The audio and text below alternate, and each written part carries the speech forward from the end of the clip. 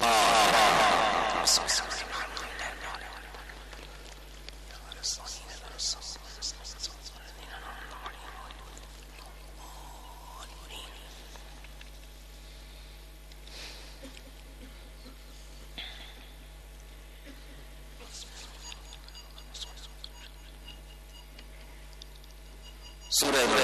فاتحہ اور 3 بار سورہ اخلاص کی التماس ہے بانی مجلس کے مرحوم والدین جناب فاضل احمد بھائی اور مرحومہ زینب بھائی کے لیے فاتحہ۔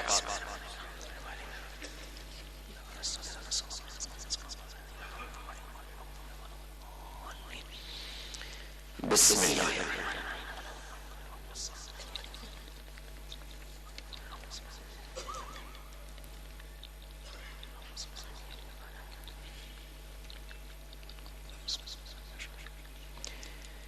ایک اور سورہ فاتحہ کی التماس مرحوم عبد الرسول بھائی عرف چھوٹو بھائی، مرحوم حیدر علی قاسم علی شریف، مرحومہ نسیم بانو، مرحومہ مہجبی، مرحومہ شہناز امین، مرحوم مولانا محمد تقی صاحب تاج العلماء، مرحوم علامہ رشید قرابی، شاعر اہل بیت میر انیس مرحوم، مرحوم انور بھائی نور محمد اور تمام شہداء ملت جعفریہ خاص طور پر اس سال یکم محرم رمضان کو اپنے فرائض انجام دیتے ہوئے شہید ہونے والے بطراب اسکاؤٹس کے زین علی اور پاک حیدری کے اظہر علی، جماعت ساز زین علی 2 سال سے اس مجلس اعظم میں خدمات انجام دے رہے تھے۔ ان کے علاوہ ان تمام ممنونات کو بھی شامل کر لیجئے جو سارے گزشتہ تک اس مجلس اعظم میں شرکت کرتے رہے اور آج ہمارے درمیان موجود نہیں ہیں، ان سب کے لیے فاتحہ۔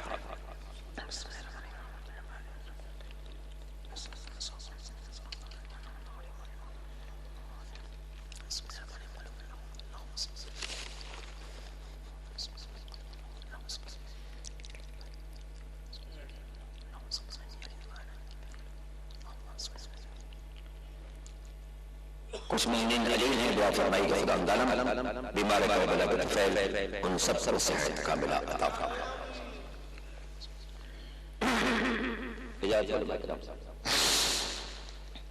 اعوذ باللہ السمیع العلیم من الشیطان اللعین الرجیم، بسم اللہ الرحمن الرحیم، الحمدللہ رب العالمین والعاقبۃ للمتقین، والصلاة والسلام علی النبی الأمی المکی المدنی العربی الہاشمی سیدنا و نبینا ابو القاسم محمد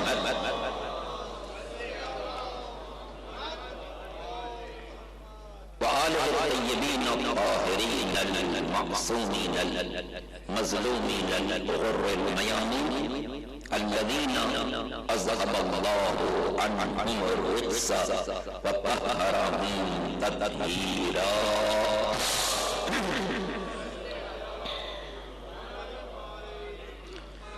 واللعنة الدائمة الباقية على أعدائهم أجمعين من يوم ظلمهم إلى يوم الدين، أما بعد فقد قال الله سبحانه وتعالى في محكم كتابه الكريم وقوله الحق، بسم الله الرحمن الرحيم، وجعلناهم أئمة يهدون بأمرنا وأوحينا إليهم فعل الخيرات وإقام الصلاة وإيتاء الزكاة وكانوا لنا عابدين۔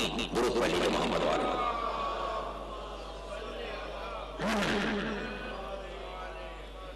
تو حاضرین گرامی حضرت، جیسا کہ آپ کو علم ہے کہ یہ سالانہ مجلس اعزاز امام چہارم سید الساجدین حضرت زین العابدین علیہ السلام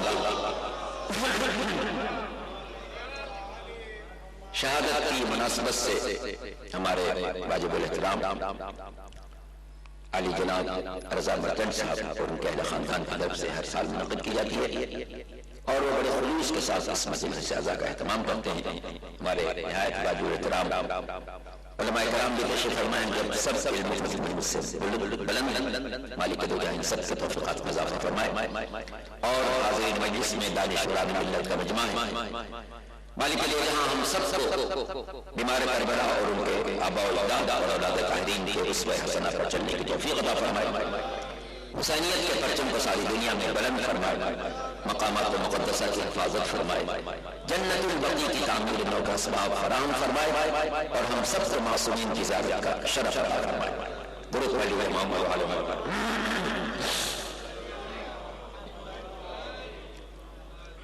تو ہمارے بزرگ نے مشورہ دیا کہ میں 5 گھنٹے آپ کے سامنے تقریر کروں تو لیکن رحم دلی بھی کوئی چیز ہوتی ہے.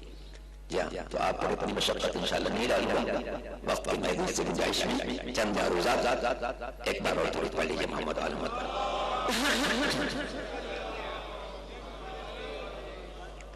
ارشاد قدرت ہے کہ وجعلناہم ائمۃ یہدون بامرنا، ہم نے انہیں پیشوا بنایا، امام بنایا، وہ ہمارے حکم سے بنی نوع انسان کی ہدایت ہے. وَأَوْحَيْنَا إِلَيْهِمْ فِعْلَ الْخَيْرَاتِ، ہم نے ان کے پاس پیغام بھیجا، وحی بھیجی، فعل الخیرات، نیکیوں کو انجام دیتے، اقام الصلاۃ، نماز قائم کرتے رہے، ایتاء الزکوٰۃ، زکوٰۃ ادا کرتے رہے، وَكَانُوا لَنَا عَابِدِينَ، اور وہ سب صرف ہماری عبادت کرنے والے تھے. تو آیت کا اختتام ہے عابدین، وہ ہم سب ہمارے عبادت گزار تھے. اور یہ مجلس بسلسلہ شہادت امام زین العابدین،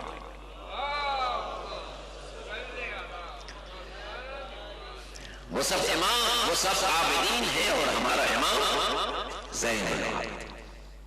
ایک روایت میں پڑھ رہا تھا جہاں تک مجھے یاد آ رہا ہے کہ مناقب ابن شہراشوف کی روایت کہ جب عرص محشر ہوگا ساری خلقت جمع ہوگی، حضرت آدم سے لے کے خاتم الانبیاء احمد مجتبی محمد مصطفیٰ صلی اللہ علیہ وسلم جتنی امتیں گزری وہ بھی، اور اس وقت سے لے کے آج تک اور اس وقت سے لے کے جب تک دنیا برقرار ہے جتنے لوگ موجود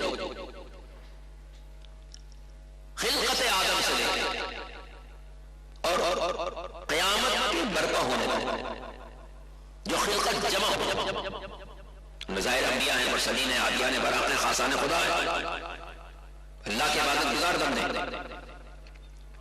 ان کے درمیان اعلان ہوگا این زین العابدین. اس وقت تو سب عبادت گزار جمع ہیں، ان میں وہ شخصیت کو کہاں ہے کہ جو تمام عبادت گزاروں کی زینت. تو سرکار دو عالم خاتم الانبیاء احمد مجتبی محمد مصطفیٰ صلی اللہ علیہ وسلم ارشاد فرماتے ہیں کہ جب عرصہ محشر میں یہ اعلان ہوگا تو میں دیکھوں گا کہ میرا نور نظر علی بن الحسین کھڑا ہوگا اور سارے اہل محشر کو پتہ چل جائے کہ نیک انسانوں میں مجمع عابدین کا ہے اور میں جو زین العابدین ہے وہ علی بن الحسین علیہ السلام کے ساتھ گرا. کیا عظمت ہے کہ جہاں ساری دنیا کے عبادت گزار جمع ہیں، وہاں جس کو زینت قرار دیا گیا ہے وہ تمام عبادت گزارے بھی اللہ ہے. سید الساجدین، بعض روایات میں یہ بات موجود ہے کہ امام کے ایک باغ میں 500 درخت تھے جن کے ذریعے بندگان خدا کو فیض پہنچایا جاتا تھا، غریبوں کو مسکینوں کو روزی فراہم کیا جاتا. 500 درخت. جب امام اس باغ کو کے معائنے کے لیے تشریف لیا تو ہر درخت کے پاس رخ کر بارگاہ معبود میں سجدہ کرتا ہے. میرے مالک یہ بھی تیری نعمت ہے، میں شکر گزار ہوں. اگلے درخت پر پہنچے، وہاں بھی سجدہ کیا، میرے مالک یہ بھی تیری نعمت ہے، میں شکر گزار ہوں. اگلے درخت پر پہنچے، ہر درخت کے پاس پہنچ کر سجدہ کرتے تھے. مالک کی نعمت میں شکر گزار ہوں. اور غور کیجیے آل محمد کی جو منزلت، کوئی دنیا کا انسان ان سے ہمسری کا دعویٰ نہیں کر سکتا. امام چہاروں کی ولادت باسعادت سن 38 میں مولا کائنات امیر المومنین علی بن ابی طالب علیہ السلام عہد حکومت میں آپ کی والدہ ایران کی شہزادی، والد جوانان جنت کے سردار. گویا دینی اور دنیاوی دونوں ریاستوں کا سرچشمہ امام کی ذات گرامی میں جمع ہو چکا. وہ ایران کی شہزادی ہے تو یہ دین و دنیا کا شہزادہ، جوانان جنت کا سردار. مدت عمر صرف 57 سال ہے. سن 95 میں آپ کی شہادت ہے. آج کی تاریخ 25 محرم الحرام، اور اس مناسبت سے آپ یہاں جمع ہیں. امام کی زندگی بہت سخت حالات میں گزرا، بہت سخت حالات. بنی میاں کا پورا دور بہت سخت، لیکن اس میں وہ دور جس میں ہمارے چوتھے امام نے زندگی گزاری وہ انتہائی سخت تھا. مگر چونکہ الہی نمائندہ حق کی تبلیغ سے رک نہیں سکتا چاہے حالات کچھ. اس لیے امام نے اپنی منصب ہدایت کی ذمہ داریوں کو زیادہ تر دعا کے طور پر انجام. اسی لیے اگر آپ صحیح کاملہ سید الساجدین امام زین العابدین علیہ السلام کا مطالعہ کریں تو آپ دیکھیں گے کہ اس میں دعا کے طور پر تمام احکام و معارف کو سمو دیا. تمام احکام و معارف کو ہر دعا اپنے اندر ایک نئی دنیا لی کہ انسانوں کو اب تو معبود کے رابطے کا ذریعہ بھی بتا دیا کہ کس طریقے سے مناجات کرنی چاہیے، بیماری میں کس طریقے سے دعا کرنی چاہیے، اولاد کے لیے کس طرح دعا کرنی چاہیے، پڑوسی کے لیے کس طرح دعا کرنی چاہیے، ماں باپ کے لیے کیسے دعا کرنی چاہیے، توبہ کے موقع پر کیسے دعا کرنی چاہیے، مشکلات کے موقع پر کس طریقے سے دعا کرنی چاہیے، مصائب و آلام کے موقع پر کس طرح دعا کرنی چاہیے، رزق میں وسعت کے لیے کیسے دعا کرنی چاہیے، غریبوں کی داد رسی کے لیے کیسے دعا کرنا چاہیے، جو سرحد پر محافظین ہیں ان کے لیے کیسے دعا کرنا چاہیے. رب سے مناجات کا ذریعہ بھی ہے علوم و معارف کا خزینہ. اور پھر امام چار کا وہ رسالت الحقوق جس میں امام نے ہر قسم کے حق کا تذکرہ. باپ کا بیٹا پر کیا حق ہے تو بیٹے کے باپ پر کیا حق ہے، شوہر کا زوجہ پر کیا حق ہے تو زوجہ کا شوہر پر کیا حق ہے، استاد کا شاگرد پر کیا حق ہے تو شاگرد کا استاد پر کیا حق ہے، حاکم کا محکوم پر کیا حق ہے، محکوم کا حاکم پر کیا حق ہے، دوست کا دوست پر کیا حق ہے، پڑوسی کا پڑوسی پر کیا حق ہے، ایک انسان کا دوسرے انسان پر کیا حق ہے، اور خود انسان کے اپنے اعضاء و جوارح کے اوپر کیا حقوق ہے. میری زبان کا مجھ پر کیا حق ہے، میری آنکھوں کا مجھ پر کیا حق ہے، میری سماعت کا مجھ پر کیا حق ہے، میرے ہاتھ کا مجھ پر کیا حق ہے، میرے پیر کا مجھ پر کیا حق ہے، میرے دل کا مجھ پر کیا حق ہے، میرے دماغ کا مجھ پر کیا حق ہے. ان تمام حقوق کو ہمارے امام نے اپنے رسالت الحقوق میں چونکہ بانی مجلس کے فرزند کی فرمائش کی ہے کہ اگرچہ مجلس کے معامل سجدات کی ہے لیکن کچھ میں اس میں کچھ تذکرہ سرکار قائم عالم محمد امام زمانہ صلی اللہ تعالیٰ فرجہ. تو میں کوشش کروں گا کہ ان کی اس فرمائش کو مانیں. مگر ایک جملہ آپ کی خدمت میں پہلے امام چہارم کا آپ دیکھیں ہمارے ان میں تحریم نے بعض انتہائی مختصر جملوں ہمارے لیے ہدایت کا بہت بڑا سامان دیا، بہت بڑا سامان. مختصر ترین جملوں ایک دنیا سے مثال ابھی عید الاضحیٰ کے موقع پر آپ نے جو نماز پڑھی اس میں جو آپ قنوت پڑھتے اللہم ادخلنی فی کل خیر ادخلت فیہ محمدا وآل محمد واخرجنی من کل سوء اخرجت منہ محمدا وآل محمد. پالنے والے مجھے تو نیکی کی ہر وادی میں داخل کر دے جس طریقے سے انہیں ہر نیکی کو آل محمد سے وابستہ. اور میرے مالک تو مجھے ہر برائی سے دور کر دے جس طریقے سے تو نے ہر برائی کو آل محمد سے ہمیشہ کے لیے دور. آپ دیکھیں جملے دو ہیں مگر پوری انسانی حیات میں سے سمو ہیں. ہر نیکی تک میں پہنچ جاؤں ہر بدی سے دور. اس سے کہ میں شرک جو صفت اللہ نے بیان کی اس میں جملہ یہ ہے کہ یاد رکھو اس اس دن فمن یعمل مثقال ذرۃ خیرا یرہ ومن یعمل مثقال ذرۃ شرا یرہ، جس نے ذرے کے برابر نیکی کی ہوگی وہ اپنی نیکی کو اپنی آنکھوں کے سامنے دیکھے گا، اور جس نے ذرے کے برابر بدی کی ہوگی وہ اپنی بدی کو بھی اپنی آنکھوں کے سامنے دیکھے گا۔ اس آیت کو اگر پیش نظر رکھا جائے تو گویا مذہب کا بنیادی پیغام یہ نظر آتا ہے کہ نیکی اتنی بھی مختصر جیسے ذرہ، اور تم اسے اپنے دامن میں سجا سکتے ہو تو سجا جائے، اور بدی اتنی بھی مختصر ہو جیسے ایک ذرہ، اور اپنے دامن کو بچا سکتے ہو تو بچا جائے، تاکہ تم ان خاصان خدا کی بزم میں بیٹھنے کے حقدار بن جاؤ جن کو اللہ نے ساری نیکیوں کا مجموعہ قرار دیا، ہر بدی کو سے ہمیشہ کے لیے دور قرار دیا۔ درود علی محمد و آل محمد۔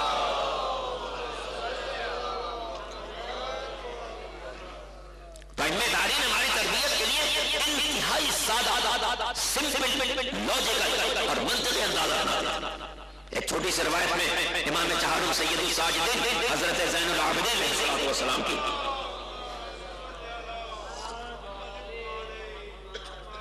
آپ کی خدمت میں بچاؤں، امام فرماتے ہیں اور کیجئے گا اس چیز، امام فرماتے ہیں عجبت لمن یحتمی من الطعام لمضرته کیف لا یحتمی من الذنب لمعرضته۔ تعجب اس انسان پر کھانے کے اس لقمے سے پرہیز کرتا ہے جس کے بارے میں ڈر ہو کہ یہ مجھے نقصان پہنچا سکتا۔ تعجب اس انسان پر جو کھانے کے اس لقمے سے پرہیز کرتا ہے جس کے بارے میں ڈر ہو کہ شاید مجھے نقصان پہنچا۔ یہی انسان کیف لا یحتمی من الذنب لمعرضته، یہ انسان اس گناہ سے کیوں نہیں بچتا جو عرصے محشر میں اسے رسوا کرتا۔ اب آپ دیکھیں ان دو باتوں کا موازنہ کریں، انسان اپنے معاملات میں اتنا چوکس ہے، اتنا ہوشیار ہے، اتنا عاقل ہے کہ اگر گھر سے کھانا کھا کے چلے تھے دور سے یہاں پہنچے، اس نے کہا جناب آئیے کھانا لگا ہوا تشریف لائیے، کہیں گے نہیں جناب میں کھانا کھا چکا ہوں، اب کھاؤں گا تو نقصان کرے گا، اب کھاؤں گا تو نقصان کرے گا۔ حالانکہ یہ نقصان کتنا ہو سکتا ہے ذرا سی گرانی ہو جائے، ہو سکتا ہے کہ ایک وقت فاقہ کرنا پڑے، ہو سکتا ہے کہ ٹکٹ لینے سے دور ہو جائے، مگر چونکہ انسان اپنے معاملات میں بہت چوکنا اس لیے اس لقمے سے پرہیز کرتا ہے جس کے بارے میں اندیشہ ہو کہ شاید مجھے نقصان کرتا۔ یہی انسان جو اپنے دنیا کے معاملات میں اتنا چوکنا ہے وہ آخرت کے بارے میں کیوں غافل ہے؟ کھانے کے لقمے کا نقصان کتنا بڑا، رب کی بارگاہ میں گناہ کے موقع پر شرمندگی کا نقصان بڑا۔ جب عرصے محشر میں یہ بندہ پیش کیا جائے گا اور مجمع عام میں اعلان ہوگا کہ یہ وہ ہے جس سے اللہ کے حکم کو پابند کیا، رسول کے حکم کو ٹھکرایا، آل محمد کی تعلیمات کو نظر انداز کیا، عرصے محشر کی رسوائی کو پیش نظر نہیں رکھتا، لقمے کے نقصان کو پیش نظر رکھتا، تو عجیب تلے میاں نبی ملتا تعجب اس انسان کھانے کے اس لقمے سے پرہیز کرتا ہے جس کے بارے میں اندیشہ ہو کہ اسے نقصان ہوگا۔ کیف لا یحتمی، یہ اس گناہ سے کیوں نہیں بچتا، وہ اسے عرصے محشر میں رسوا کرتا جب مجمع عام میں اعلان ہوگا کہ اس نے یہ برائیاں فلاں فلاں موقع پر کی۔ انسان ہوشیار اگر ہے تو اسے ہوشیاری اس کے جرنل لائف کے بارے میں کرنی چاہیے، اس دائمی زندگی کے بارے میں کرنی چاہیے، اس بارگاہ معبود کے بارے میں کرنی چاہیے۔ جب ہم ہوں گے ہمارا عمل ہوگا، پیغمبر ہوں گے ان کی اولاد ہوگی ہمارے عمل کو دیکھ قل اعملوا فسيرى الله عملكم ورسوله والمؤمنون، اے پیغمبر آپ اعلان کر دیے کہ تم عمل کرو، مگر پیش نظر ہے تو تمہارے عمل کو اللہ بھی دیکھ رہا ہے، رسول بھی دیکھ رہا ہے، اور صاحبان ایمان بھی دیکھ رہے ہیں۔ یہ کون سے صاحبان ایمان ہیں؟ خاص طور سے جو ہمارے عمل کو دیکھ رہے ہیں۔ اس کی تفسیر میں آل محمد سے جو ارشادات پہنچے کہ امام وقت ہوتا ہے جو ہمارے عمل کو دیکھ، امام وقت ہمارے عمل کو دیکھ رہا ہے، ہماری حیات سے بھی باخبر ہے، ہماری نماز سے بھی باخبر ہے۔ سن 329 ہجری میں 4 شوال کو سرکار قائم آل محمد امام زمانہ جل اللہ تعالیٰ فرج ہو شریف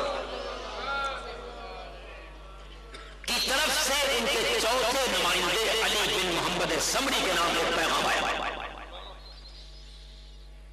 پیغام آیا، خط آیا توقیع مبارک کے ساتھ، جس پر امام کی مہر لگی ہوئی تھی، دستخط بھی تھے، مہر بھی تھی۔ فقی اسلام نے ان کو ایسے ارشادات کو جس پر امام کی مہر بھی تھی توقیع مبارک کہا جاتا تھا کہ امام کے دستخط بھی ہے، مہر شریف۔ خط آیا، اے علی بن محمد سمری، 6 دن کے بعد تمہارا انتقال ہونے والا ہے، اب اپنے معاملات کو سمیٹ لو، واپسی کی تیاری شروع کرو۔ یہ فقرہ بتا رہا ہے کہ ہم میں سے کون کب دنیا سے جائے گا، امام وقت سے باخبر ہے۔ تو 6 دن بعد تمہاری رحلت ہو جائے گی، اپنے معاملات کو سمیٹ لو، کوئی جس کی امانتیں ادا کر دو، جو کچھ کام کرنا ہے وہ سب کر دو، جس تک جو حق پہنچانا ہے پہنچا دو، 6 دن کے بعد تمہیں جانا ہے۔ مجمع میں انہوں نے خط پیش کیا، جب خط پیش کیا تو لوگوں نے کہا کہ پھر آپ سوال کریں امام سے کہ جب یہ سلسلہ جو ملاقات کا تھا پہلے ہی بند ہو چکا تھا، تو کتابت کا سلسلہ بھی بند ہو جائے گا، اب ہمیں جو مسائل پیش آئیں گے ان میں ہم کس کی طرف رجوع کریں گے؟ امام کے خط بھیجا گیا کہ مولا جب علی بن محمد سمری چلے جائیں اور اب غیبت کبریٰ کا آغاز ہو رہا، ہماری ذمہ داری کیا ہوگی؟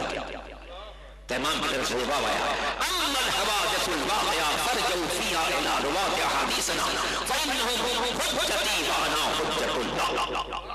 دیکھو جو آنے والے مسائل ہوں گے ان میں ان علماء کی طرف رجوع کرنا جو ہمارے علم کی نشر و اشاعت کرنے والے ہیں، فانہم حجتی وانا حجت اللہ، اس سے کہ وہ میرے نائب ہیں، میں اللہ کا نائب ہوں۔ مجتہد وقت کو جو برجار کہا جاتا ہے وہ بھی اسی فرمان کے بنا کر، اور جو نائب امام کہا جاتا ہے وہ بھی اسی فرمان کے بنا کر۔ امام نے فرمایا ان کی طرف رجوع کرنا، جس کی طرف رجوع کی جائے وہ برجا ہوا کرتا۔ امام نے فرمایا کہ وہ میرے نائب ہے، میں اللہ کا نائب ہوں۔ تو اسی جملے کی بنا پر زمانے کے مجتہد کو نائب امام کہتے ہیں۔ گویا جس طریقے سے پیغمبر نے اپنے جانشین کا اعلان کیے بغیر دنیا نہیں چھوڑی، اس وقت قائم آل محمد امام زمان عجل اللہ تعالیٰ فرجہ دین کے ذمہ داروں کی تشخیص یہ بغیر پردے رہ کو نہیں اختیار کیا۔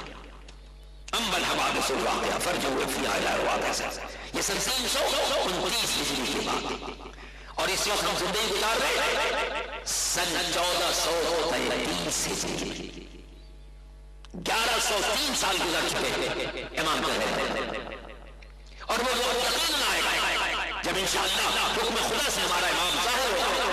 اس سے کہ جناب جابر بن عبداللہ انصاری کہتے ہیں کہ جب قرآن کی آیت نازل ہوئی، اطیعوا اللہ واطیعوا الرسول واولی الامر منکم، اطاعت کرو اللہ کی، اطاعت کرو رسول کی، اطاعت کرو اولی الامر منکم، اپنے صاحب امر کی اطاعت کرو۔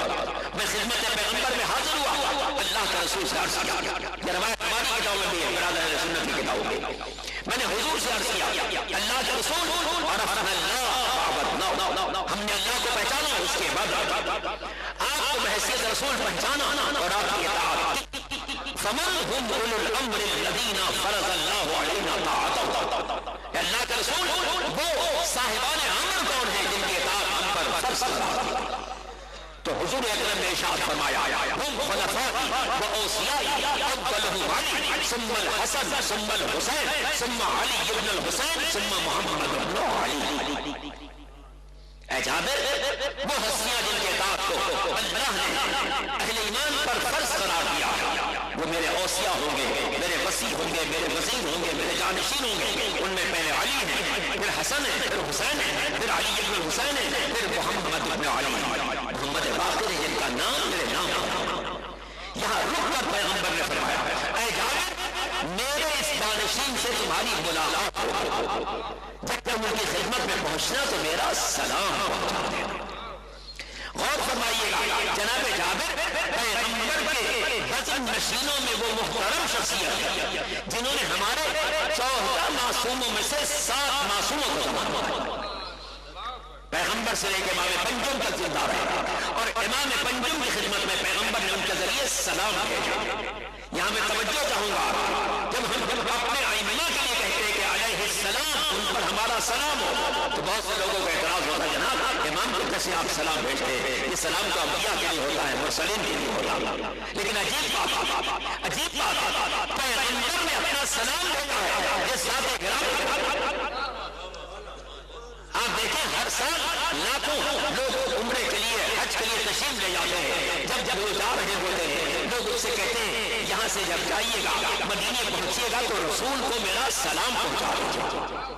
تو دوران سال تقریباً 1 کروڑ انسانوں کا سلام پیغمبر کو بھیجا جاتا ہے. اب مجھے عرض کرنے دیجیے کہ 1 کروڑ انسان جس ذات گرامی کو سلام بھیجتے ہیں وہ رسول اپنا سلام امام محمد باقر علیہ السلام کو بھیجا. اپنا سلام امام محمد باقر علیہ السلام کو بھیج رہا. فرمایا جابر سے جابر ثم جعفر بن محمد ثم موسى بن جعفر ثم علي بن موسى ثم محمد بن علي ثم علي بن محمد ثم الحسن بن علي ثم من اسمه اسمي وكنيته كنيتي يملأ الارض قسطا وعدلا كما ملئت ظلما وجورا. اے جابر محمد باقر کے بعد امام حضرت جعفر صادق ہوں گے, پھر موسی کاظم ہوں گے, پھر علی رضا ہوں گے, پھر محمد تقی ہوں گے, پھر علی نقی ہوں گے, پھر حسن عسکری ہوں گے. یہاں پہنچنے کے بعد فرمایا کہ حسن عسکری کے بعد وہ امام ہے جس کا نام میرا نام ہوگا, جس کی کنیت میری کنیت ہوگی, اور جس کی شان یہ ہے یملأ الارض قسطا وعدلا کما ملئت ظلما وجورا. وہ جس یہ دنیا جو ظلم و جور سے بھر چکی ہوگی اس سے عدل و انصاف کو پر کر دے گا. مل کے درود پڑھ لیجیے محمد و آل محمد.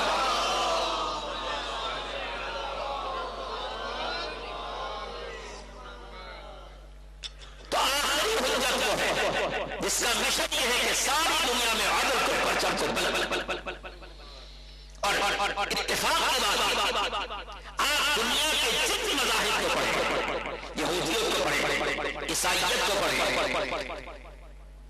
ہندوؤں کی کتابوں کو پڑھیں, وید کو رامائن کو پڑھیں, بدھ مذہب کی کتابیں پڑھیں, کنفیوشس کی کتابیں پڑھیں, پارسیوں کی کتابیں پڑھیں. درود پڑھیں محمد و آل محمد. یہاں آپ حضرت سے درخواست کیجیے کہ چونکہ مجمع پیچھے بہت ہے تو آپ حضرت تھوڑا تھوڑا زحمت کر کے آگے بڑھ جائیے, درود پڑھتے ہوئے آگے بڑھ جائیے.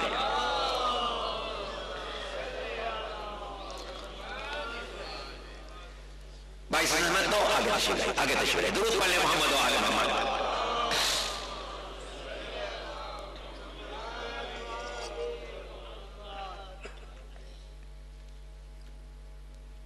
سب مل کے ایک بار درود پڑھ لیں محمد و آل محمد.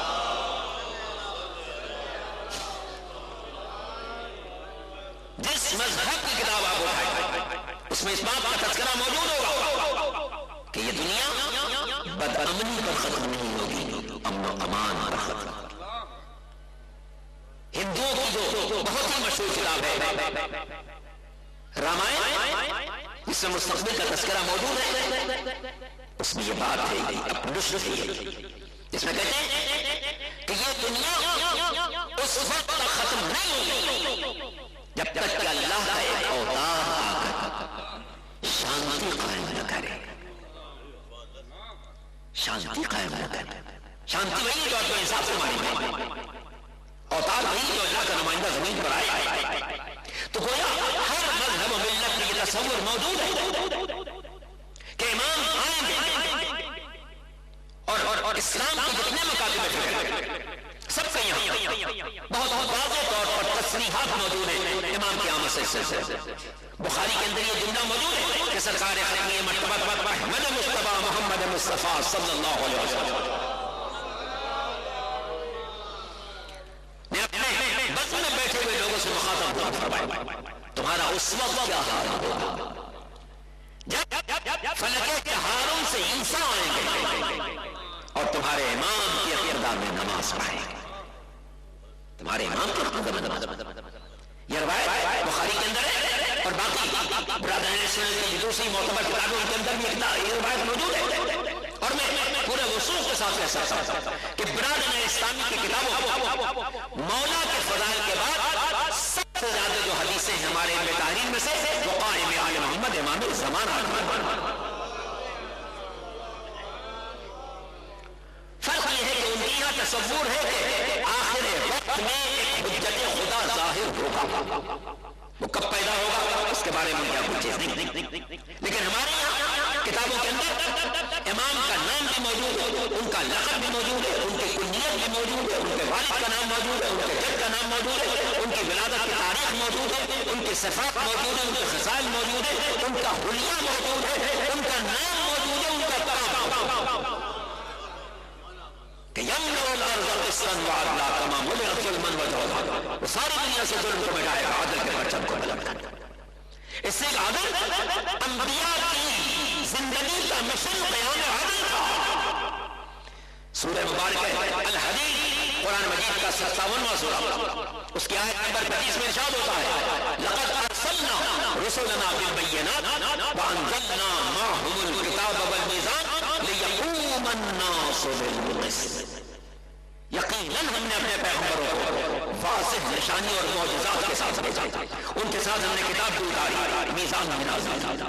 ان سب کا مقصد کیا تھا؟ لیقوم الناس بالقسط, تاکہ تمام بنی انسان عدل پر قائم ہو جائے. تو تمام پیغمبروں کی بعثت سے غرض بنیادی کہ تمام بنی نوع انسان عدل پر قائم ہو جائے. تو جب تک تمام بنی نوع انسان کے درمیان عدل نہیں قائم ہو جائے, انبیاء کا مشن تکمیل ہے. اس سے لازمی ہے کہ اللہ ایک ایسی ذات کو بھیجے جو دنیا سے ظلم کو مٹانے والی ہے, عدل کے پرچم کو بلند.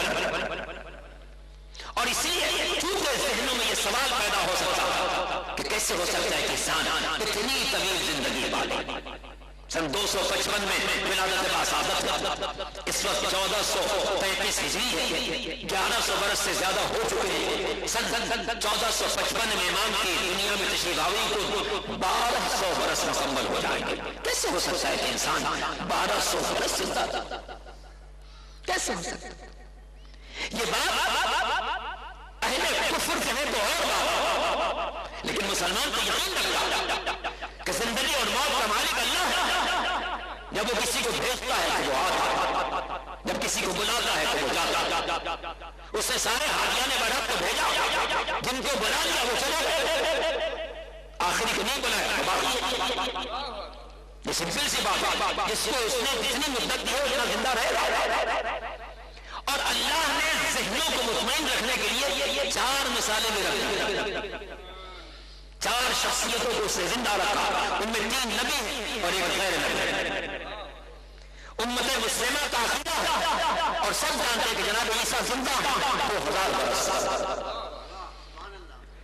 جناب خضر زندہ ہے 4000 برس, جناب الیاس زندہ ہے 4500 برس, جناب ادریس زندہ ہے 7000 برس.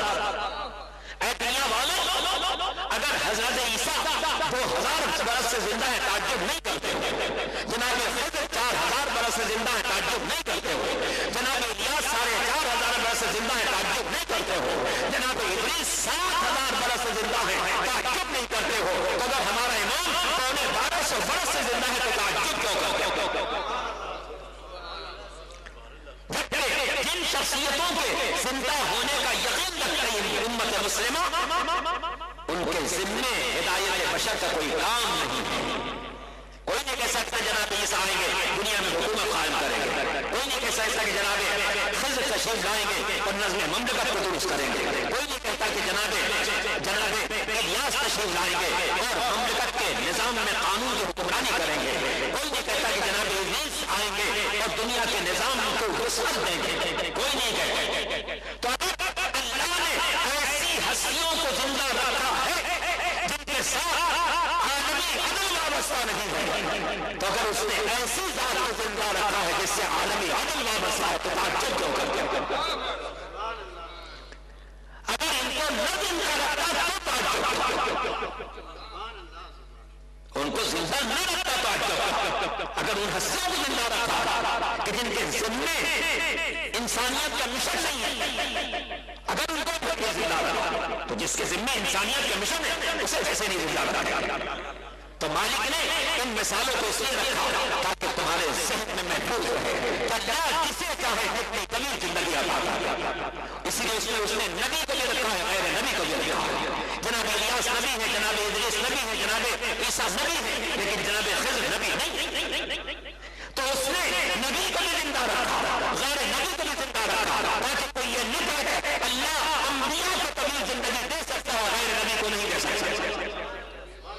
اس نے دونوں قسم کے افراد کو زندہ رکھا ہے، نبی کو بھی زندہ رکھا ہے، غیر نبی کو بھی زندہ رکھا ہے۔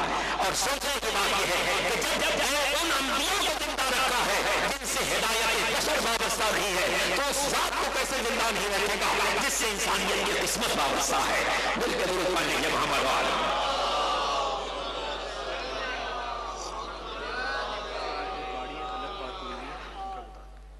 لیجیے جناب، ایک اور التماس آپ سے کی گئی ہے، دو گاڑیاں ہیں، AJK914 اور AFN 372۔ یہ گاڑیاں پارکنگ میں مشکلات پیدا کر رہی ہیں، تو جن حضرات کی ہوں وہ ان کو وہاں پر موو کر دیں۔ AJK914 AFN 372۔ درود پڑھ لیں محمد وعلی۔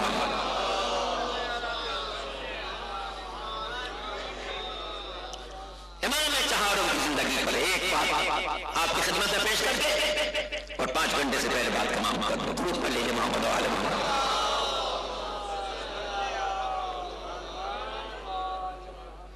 آپ دیکھیں ایک عجیب بات، دنیا نے چاہے آل محمد پر جتنا بھی ظلم ڈھایا مگر دلوں پر جو ان کی حکمرانی سے ختم نہیں کیا جا سکتا۔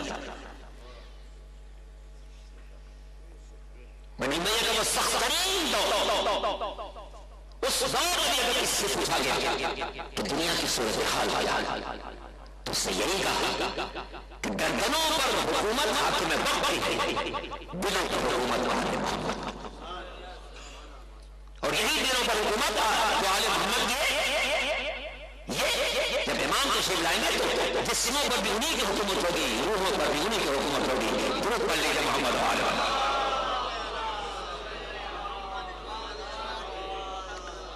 تو امام چہاروں نے چونکہ انتہائی سخت دور میں زندگی گزاری، انتہائی سخت، یعنی چند افراد کا بھی امام کی خدمت میں آنا آسان نہیں تھا۔ لوگ اپنی جانوں کو خطرات میں ڈال کے امام کے پاس آتے تھے، کوئی بات آج پوچھ نہیں، اتنا سخت۔ مگر آپ دیکھیں دلوں پر حکمرانی کیسے۔ ہمارے چوتھے امام حضرت زین العابدین علیہ السلام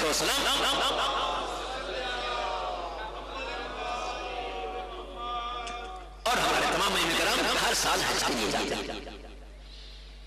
تمام کی زندگی کا ایک واقعہ آپ تک پہنچاؤ کر آپ کو زحمت تمام کروں کہ حج کا زمانہ تھا، ساری خلقت آئی ہوئی تھی، امام بھی تشریف لائے ہوئے۔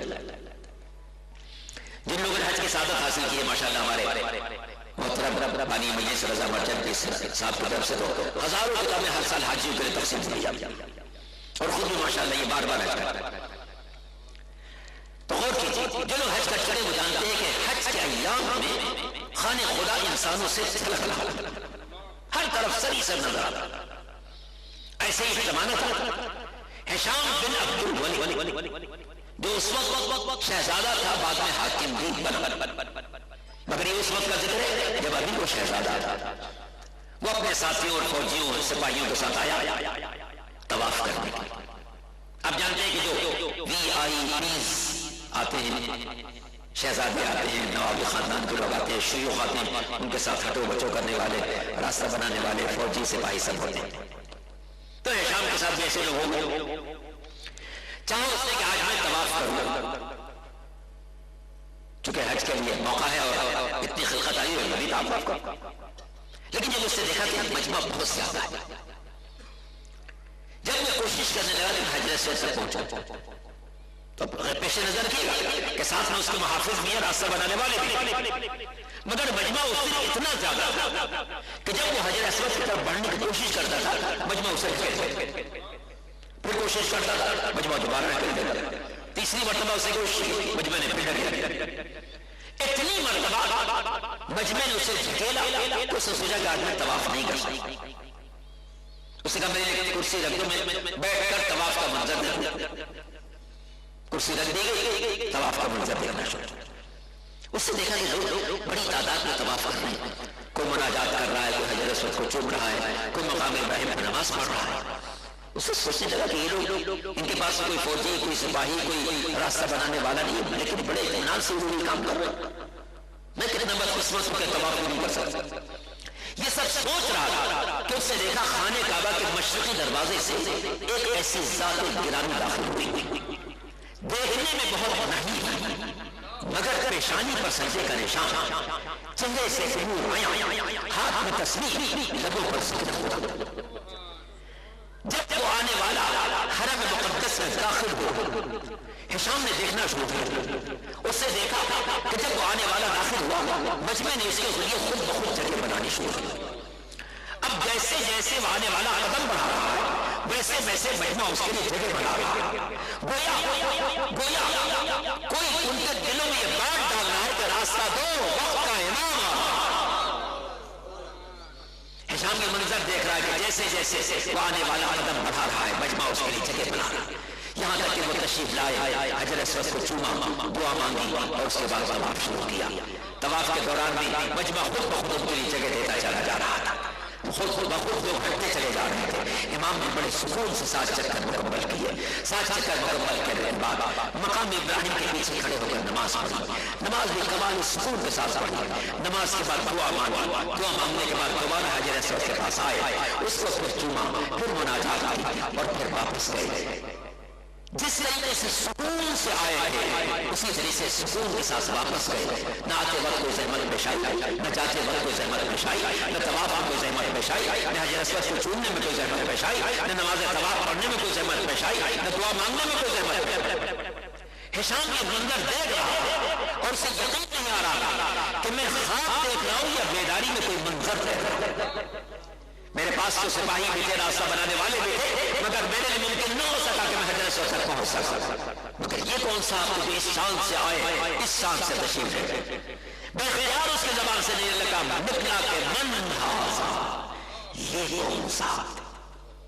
جیسے اس نے کہا کہ من ہاذا، آل محمد کے عاشق صادق، وقت کا بہت بڑا شاعر جناب فرزدق، جنہوں نے اس کے اس فقرے کے جواب میں ایک برسہ قصیدہ امام کے شان میں پڑھنا شروع کیا، جس کا مطلب یہ ہے ھذا الذی یعرف البطحاء والعطف والبیت یعرف والبحل والحرم۔ اے ہشام کو کہتا ہے یہ کون ہے؟ سن لے یہ کون ہے؟ یہ وہ ہے جن کے قدموں کی رفتار کو مکے کی ساری زمین پہچانتی ہے۔ والبیت یعرف، ان کو اللہ کا گھر بھی پہچانتا ہے، والبحل والحرم، انہیں باہر کی دنیا بھی پہچانتا ہے، حرم کے اندر کی دنیا بھی پہچانتی ہے۔ اگلے اشعار میں فرماتے ہیں یہ وہ ہے جنہیں حکیم پہچانتا ہے، یہ وہ ہے جنہیں زمزم پہچانتا ہے، یہ وہ ہے جنہیں کوہ صفا پہچانتا ہے، یہ وہ ہے جنہیں کوہ بروا پہچانتا ہے، یہ وہ ہے جنہیں زمین والے بھی پہچانتے ہیں، آسمان والے بھی پہچانتے ہیں، یہ وہ ہے انہیں کے گھر کے کبھی آئے بلند نازل ہوئی، کبھی آئے تکلیف نازل ہوئی، کبھی آئے مودت نازل ہوئی، کبھی آئے قربان نازل ہوئی۔ اے ہشام اگر تو نہیں پہچانتا تو تیری بدقسمتی کی علامت ہے، ورنہ یہ وہ ہے جنہیں فرش والے بھی پہچانتے ہیں، عرش والے بھی پہچانتے ہیں۔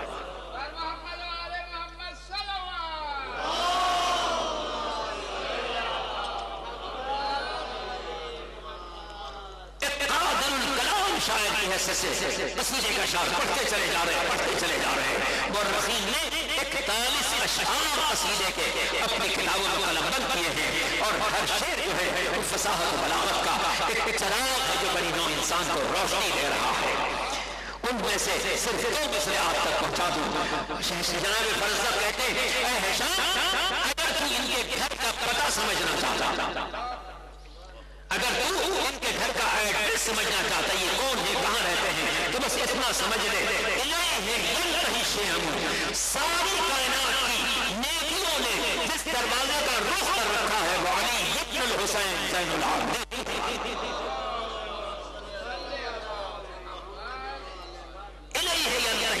ساری کائنات کی نیکیوں اسی دروازے کی طرف رخ کیا۔ اور آخری مصرع جو آپ کو پہنچانا چاہتا ہوں، آپ دیکھیں عربی زبان میں لا اور نعم بہت سے لوگ واقف ہیں۔ لا نہیں کے بارے میں، نعم یعنی ہاں، جب کوئی بات قبول کرنی ہو تو نعم، کسی بات کا انکار کرنا ہو تو لا۔ شاعر کہتا ہے یہ وہ گھرانہ ہے جو کسی مانگنے والے کے سوال پر نہ نہیں کہتے، اپنا مانگے عطا کرتے ہیں، غیر مانگے عطا کرتے ہیں، دوست مانگے عطا کرتے ہیں، دشمن مانگے عطا کرتے ہیں، کہ محبت کرنے والا مانگے عطا کرتے ہیں، کنوز رکھنے والا مانگے عطا کرتے ہیں۔ کسی سائل کے سوال پر لا نہیں کہتے، اس کے بعد جو مصرع ہے آپ سب جانتے ہیں کلمہ بھی لا سے شروع ہو، لا الہ الا اللہ محمد رسول اللہ، لا کے بغیر شروع نہیں چاہیے۔ تشہد بھی لا سے شروع ہوگا، اشہد ان لا الہ الا اللہ وحدہ لا شریک لہ، آخر تو تشہد ہو یا کلمہ لا سے شروع ہو، اس کے بغیر شروع نہیں ہو سکتا۔ شان اس بات کو پیش نظر وہ کہتا ہے کہ ان کی زبان سے کبھی لا نکلتا ہی نہیں ہے، کہتا ہے لا تشہد لکان لا ہونا، اگر تشہد میں لا کہنے کی مجبوری نہ ہوتی تو دنیا ان کے زبان سے کبھی لا سن نہیں سکتی تھی، جب بھی سنتی نام سنتی ہاں سنتی، درست پڑھ لیں محمد والا۔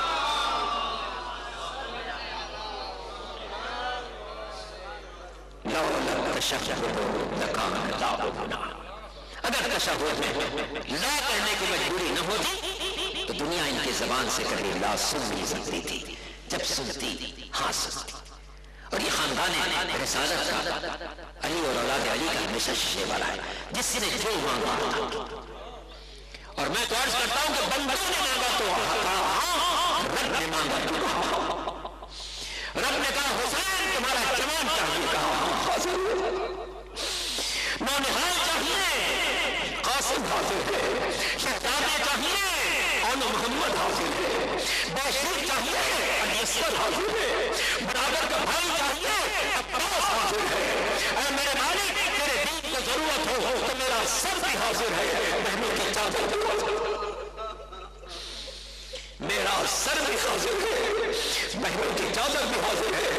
حسین ہر منزل پر باطل کے سامنے نور ہے، حق کے سامنے حق ہے، میرے مالک جو تو طلب کرے گا حسین پیش کرے گا، مدینہ چھوڑنا پڑے ہاں چھوڑ دوں گا، قبر رسول سے جدا ہونا پڑے ہاں جدا ہو جاؤں گا، ماتم بازار سے الگ ہونا پڑے ہاں الگ ہو جاؤں گا، راستے کی مصیبتیں برداشت کرنی پڑے ہاں برداشت کر لوں گا، ایک دن میں 72 لاشیں اٹھانا پڑے ہاں اٹھا لوں گا۔ اور بہنوں کی بھی آواز ہے، اے دین خدا، اے دین خدا، اگر تیری ضرورت ہے زینب اسیر ہو جائے گی، گوارا ہے، بازاروں میں لے جائی جائے گی، گوارا ہے، شام کے دربار میں پیش کی جائے گی،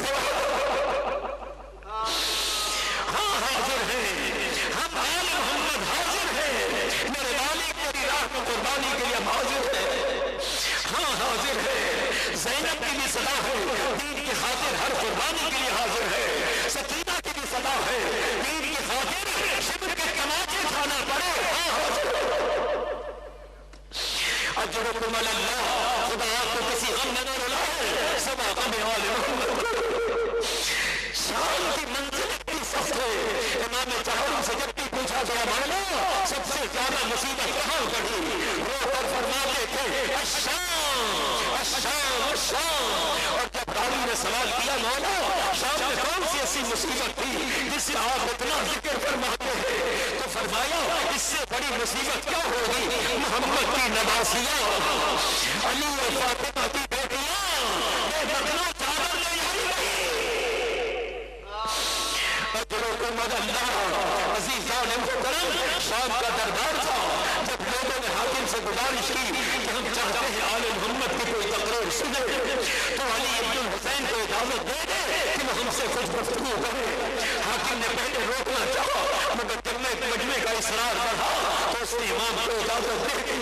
اب میرا امام، میرا چوتھا امام خطبہ دے رہا ہے، آپ غور کیجیے گا جب آپ کے سامنے کوئی خطیب آتا ہے تو اس کے ہاتھ بھی آزاد ہے، پیروں بھی آزاد ہے، گلا بھی آزاد ہے، مگر میرا یہ وہ غریب امام ہے جس کے ہاتھوں میں ہتھیلیاں ہے، پیروں میں بھیڑیاں ہے، گلے میں تاج پڑا ہوا ہے، اور میرا امام کھڑا ہوا خطبہ دینے کے لیے۔ ہم کو سنائے پروردگار کے نام، امام نے مجمع کو مخاطب کیا، من عرفنی فقد عرفنی، جو مجھے پہچانتا ہے وہ تو پہچانتا ہی ہے، جو نہیں پہچانتا میں اس کو پہچانواتا ہوں۔ ونبن محمد المصطفیٰ، ونبن علی المرتضیٰ، ونبن فاطمہ الزہراء، ونبن الحسین ابن علی الشہید بکربلا۔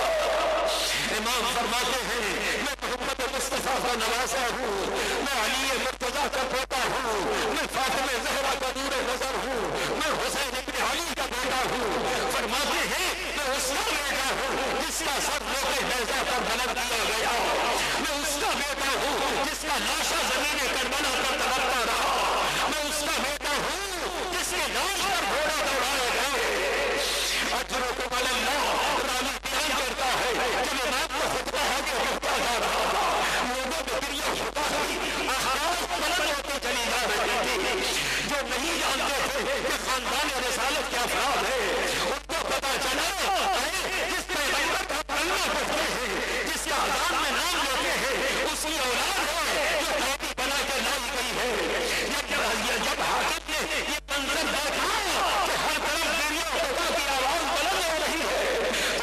مؤذن سے کہا جا کر دلکش سے اذان دینا شروع کر تاکہ امام کی تقریر رک جائے۔ مؤذن گیا، اس نے اذان دینی شروع کی۔ جب مؤذن نے کہا اللہ اکبر، میرے امام نے فرمایا کہ میں بھی گواہی دیتا ہوں کہ اللہ سے بڑھ کر کوئی نہیں ہے۔ جب مؤذن اس جملے پر پہنچا اشہد ان لا الہ الا اللہ، تو میرے امام نے فرمایا میرا ہر خودے بھی گواہی دے گا کہ اللہ ایک ہے، اس کے علاوہ کوئی معبود نہیں ہے۔ اور جب مؤذن اس جملے پر پہنچا اشہد ان محمد رسول اللہ، تو میرے امام نے یزید کو مخاطب کیا، اے یزید ذرا دنیا والوں کو بتا دے کہ یہ محمد تیرے نانا تھے یا حسین کے نانا تھے۔ اگر تو کہے گا تیرے نانا تھے تو ساری دنیا تجھے جھٹلا دے گی، اور اگر تو اقرار کرے گا کہ یہ حسین کے نانا تھے تو ذرا دنیا کو بتا دے کیا انصاف کا تقاضا یہ ہے کہ نانا کا نام آزاد نہ دیا جائے؟ نواسے کا سر لو کے نیزہ پر بھی بلند کیا جائے، نواسے کا سر لو کے نیزہ پر بلند کیا جائے۔ اجرکم اللہ عزیز جان محترم، آج 25 محرم تھی سن 97 میں، 25 محرم مدینے میں آئی تھی۔ امام کو زہر مل گیا، جس پر زہر کا اثر پھیلتا چلا گیا۔ امام نے اپنے بیٹے پانچویں امام کو وصیتیں کرنا شروع کی، اور وصیتیں کرتے کرتے قبلے کی طرف رخ کیا، آخری کلمات ادا کیے، آنکھیں بند کر لی۔ میرے غریب امام نے بابا کو غسل دیا، کفن پہنایا، نماز جنازہ ادا کی۔ تاریخوں میں ملتا ہے کہ اس دن سارا مدینہ سوگوار نظر آ رہا تھا، لوگ ہاتھوں میں سیاہ پرچم لے کر آئے تھے، دیواروں پر سیاہ چادریں لگا دی گئی تھی، ہر زبان پر یہ جملہ تھا وا اماما وا علیہ وا سجادہ۔ اور جب میرا پانچواں امام اپنے بابا کو سپرد نہاد کرنے لگا، لاکھوں کا مجمع تھا جو اس موقع پر حاضر تھا۔ آپ جانتے ہیں ہمارے پانچویں امام کربلا میں بھی موجود تھے، مگر کمسن تھے۔ آج جب پانچویں امام اپنے بابا کا لاشا لے کر جنت البقیع کی طرف گئے ہوں گے اور ساتھ میں لاکھوں سوگواروں کو دیکھا ہوگا، تو اگر کہیں کربلا کا وہ وقت یاد آیا ہوگا، کربلا کا وہ وقت یاد آیا ہوگا جب حسین کا لاشا زمین پر تڑپ رہا تھا۔ عجب نہیں میرے پانچویں امام نے کربلا کی طرف رخ کیا ہوگا، اے میرے بابا حسین ابن علی، آپ کا لاشا بڑے غریبوں میں پڑ گیا، سر لے دینا پر تلاوت کر گیا، نیلی بازیر کیا گیا، خیموں میں آگ لگائی گئی، زینب مدینے کا رخ کر کے یہ لوہا پڑتی رہی، اے نانا آپ پر فرشتے درود و سلام کرتے تھے، آپ کا نواسا زمین کربلا۔ اے میرے نانا آپ کا نواسا کربلا کی ریت پر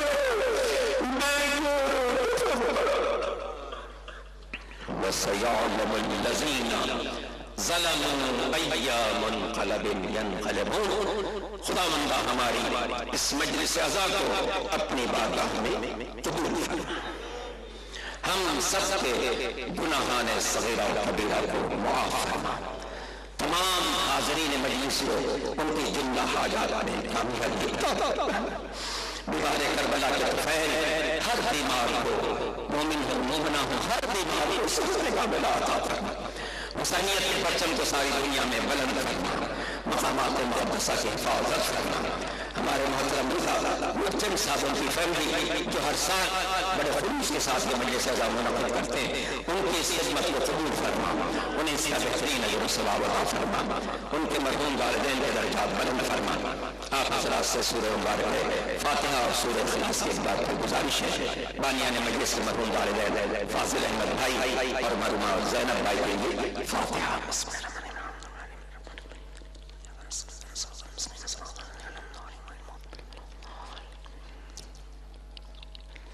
اور اسی موقع پر سورہ مبارکہ فاتحہ کی التماس کی گئی مرحوم عبد الرسول بھائی اور چھوٹو بھائی مرحوم حیدر علی قاسم علی شریف مرحومہ نسیم بانو مرحومہ مہجبی مرحومہ شہناز امین مرحوم مولانا محمد نقی صاحب تاج العلماء علامہ رشید شرابی مرحوم شاعر اہل بیت امیر انیس مرحوم انور بھائی محمد تمام شہداء ملت جعفریہ خصوصاً یکم محرم کو شہید ہونے والے محترم اسقاط فضیل علی اور پاک حضری کے اظہر علی ان تمام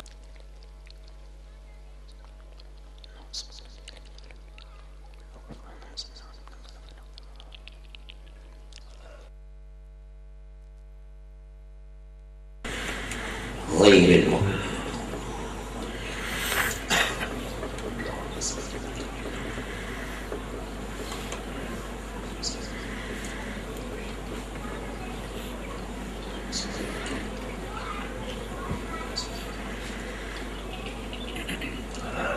اللهم اغفر للمؤمنين والمؤمنات والمسلمين والمسلمات الأحياء منهم والأموات تابع بيننا وبينهم بالخيرات إنك مجيب الدعوات إنك على كل شيء قدير برحمتك يا أرحم الراحمين.